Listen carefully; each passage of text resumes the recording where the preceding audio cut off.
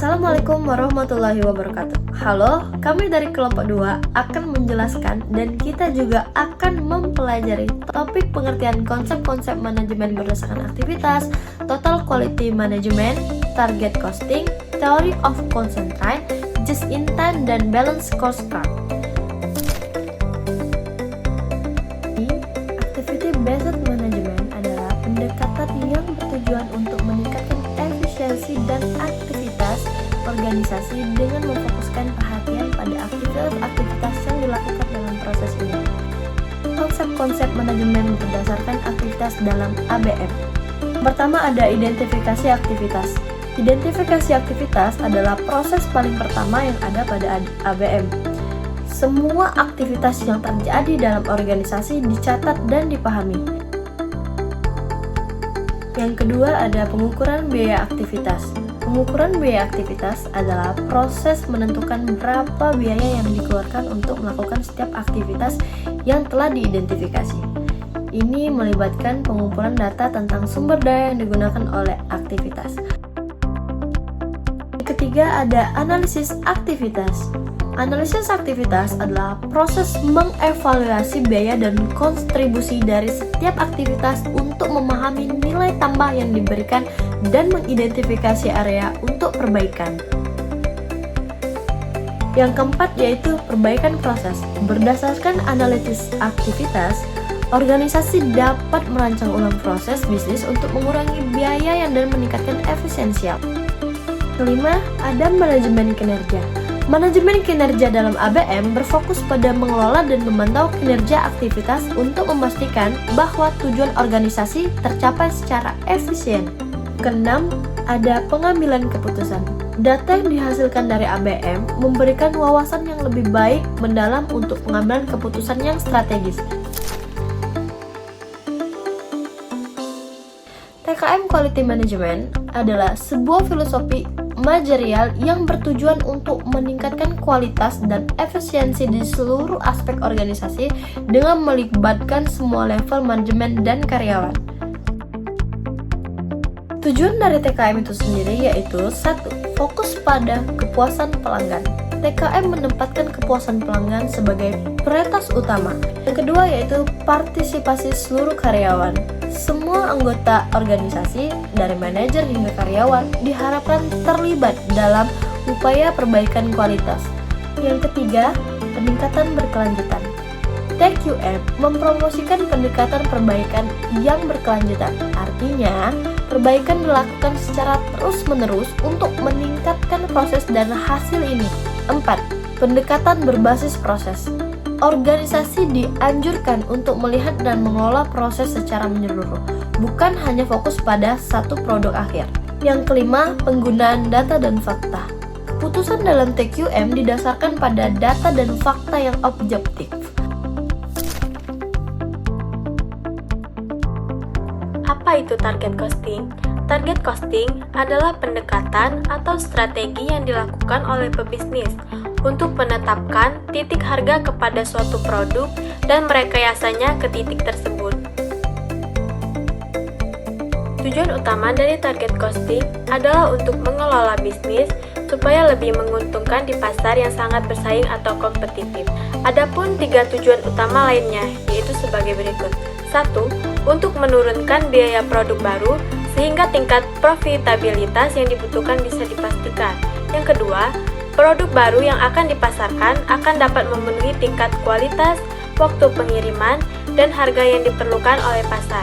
Yang ketiga, untuk memotivasi semua karyawan perusahaan dalam mencapai target laba selama pengembangan produk.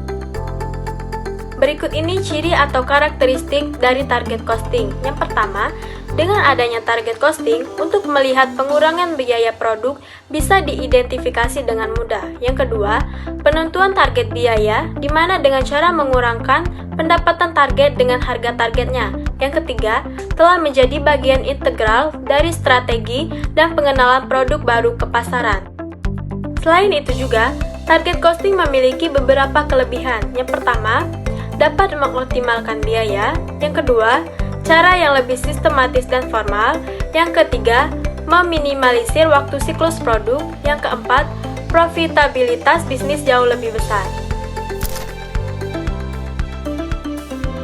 Apa itu Theory of Constraint? Menurut Sulistiawati tahun 2004, Theory of Constraint adalah suatu filosofi perbaikan terus-menerus yang fokusnya pada identifikasi atas kendala untuk pencapaian tujuan perusahaan, yaitu menghasilkan uang saat ini dan di masa yang akan datang, serta untuk menetapkan suatu proses perbaikan terus-menerus.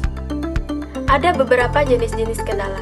Menurut Hansen dan Mowen tahun 2000, berdasarkan asalnya, kendala dibagi menjadi dua, yaitu yang pertama kendala internal atau internal constraint, yang kedua kendala eksternal atau external constraint. Selain itu juga, berdasarkan sifatnya, kendala dibagi menjadi dua jenis. Yang pertama yaitu kendala mengikat atau binding constraint, yang kedua kendala tidak mengikat atau loss constraint.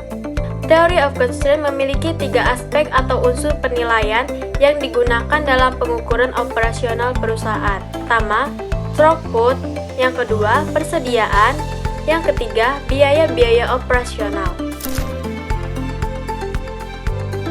Apa itu just in time? Just in time adalah suatu pendekatan manajemen rantai pasokan yang bertujuan untuk mengoptimalkan produksi dengan mengurangi stok dan menghindari pemborosan. Dalam sistem ini, barang atau bahan hanya diproduksi atau dipesan saat dibutuhkan, tanpa menyimpan persediaan yang berlebihan. Ada beberapa manfaat just in time dalam operasional bisnis. Yang pertama, mengurangi biaya persediaan. Yang kedua, meningkatkan efisiensi produksi. Yang ketiga, responsif terhadap perubahan pasar. Yang keempat, meningkatkan kualitas produk. Yang kelima, optimalkan rantai pasokan. Kelebihan dari metode just in time. Yang pertama, mengurangi biaya penyimpanan persediaan.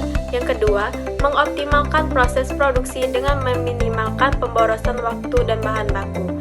Yang ketiga, mampu menyesuaikan produksi dengan cepat sesuai dengan perubahan permintaan pasar.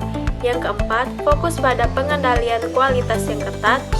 Metode just in time memiliki beberapa kekurangan. Yang pertama, bergantung pada pasokan tepat waktu, sehingga rentan terhadap gangguan pasokan dari pemasok. Yang kedua, jika terjadi gangguan produksi atau pemasok, dapat menyebabkan kehilangan produksi yang signifikan. Yang ketiga, penerapan just in time membutuhkan sistem informasi yang canggih untuk memantau dan mengendalikan persediaan secara real time. Apa itu balance scorecard? Balance scorecard adalah metode pengukuran hasil kerja yang digunakan perusahaan untuk meningkatkan kinerja eksekutif sehingga perusahaan jadi lebih tahu sejauh mana perkembangan dan pergerakan yang telah dicapai. Di dalam balance scorecard, hasil kinerja perusahaan diukur melalui 4 perspektif utama, yaitu perspektif keuangan. Perspektif ini memperhatikan indikator keuangan seperti pendapatan, laba bersih, dan pengembalian modal. Perspektif pelanggan. Perspektif pelanggan ini fokus pada kepuasan pelanggan dan kemampuan organisasi untuk memenuhi kebutuhan dan harapan pelanggan. Perspektif proses internal, yaitu perspektif yang menyoroti efisiensi dan efektivitas proses internal perusahaan. Yang terakhir, perspektif pembelajaran dan pertumbuhan. Perspektif ini mengukur kemampuan perusahaan untuk belajar, beradaptasi, dan meningkatkan kapabilitasnya. Dalam perspektif ini mencakup aspek yaitu seperti pengembangan karyawan, manajemen pengetahuan, dan kemampuan inovasi.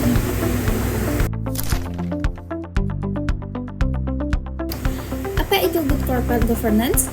Good corporate governance adalah tata kelola perusahaan yang memberikan jaminan berlangsungnya sistem dan proses pengambilan keputusan organ perusahaan yang meliputi prinsip-prinsip keadilan, transparan, bertanggung jawab, dan akuntabel. Lalu dalam penerapan good corporate governance ini terdapat sejumlah prinsip yang diterapkan agar good corporate governance terlaksana dengan baik. Prinsip-prinsipnya yaitu yang ke-1 yaitu transparansi. Transparansi adalah keterbukaan dalam proses pengambilan keputusan dan keterbukaan dalam mengemukakan atau menemukan informasi material dan informasi yang relevan mengenai perusahaan. Kedua, akuntabilitas, yaitu kejelasan fungsi. pelaksanaan, serta pertanggungjawaban perusahaan sehingga pengelolaan perusahaan berjalan efektif.